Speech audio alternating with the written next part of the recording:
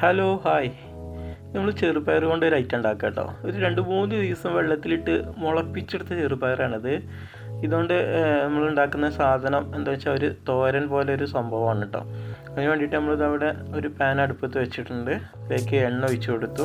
വെളിച്ചെണ്ണയാണ് ഏറ്റവും നല്ലത് കേട്ടോ. വെളിച്ചെണ്ണയുടെ ടേസ്റ്റാണ് ഏറ്റവും നല്ലത്. നമ്മൾ സാധാ എണ്ണയാണ് ഒഴിച്ച് കൊടുക്കുന്നത്. കടുക് ഇട്ട് കൊടുത്ത് അതിന് ശേഷം നമുക്കതിലേക്ക് സവാള അല്ലെങ്കിൽ ചെറിയ ഉള്ളിയാണ് കുറച്ചുകൂടി ടേസ്റ്റ് കിട്ടുക. ഞാൻ സവാളയാണ് ചേർത്ത് കൊടുക്കുന്നത്.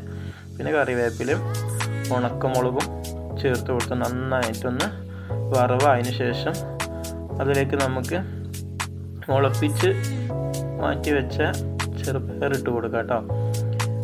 ചെറുപയർ നന്നായിട്ട് ഇട്ട് കൊടുത്തതിന് ശേഷം അധികം ശക്തിയില്ലാതെ അധികം ഇളക്കി ഉടക്കരുത്, അല്ലാത്ത രീതിയിൽ നമുക്ക് നന്നായിട്ടൊന്ന് മിക്സ് ആക്കി കൊടുക്കാം. കുറച്ച് മഞ്ഞൾപ്പൊടി ഇട്ട് കൊടുക്കാം കേട്ടോ. അതും കൂടെ ചെറുതായിട്ടൊന്ന് മിക്സ് ആക്കിയതിന് ശേഷം നമുക്കൊരു 2-3 മിനിറ്റ് മതി കേട്ടോ.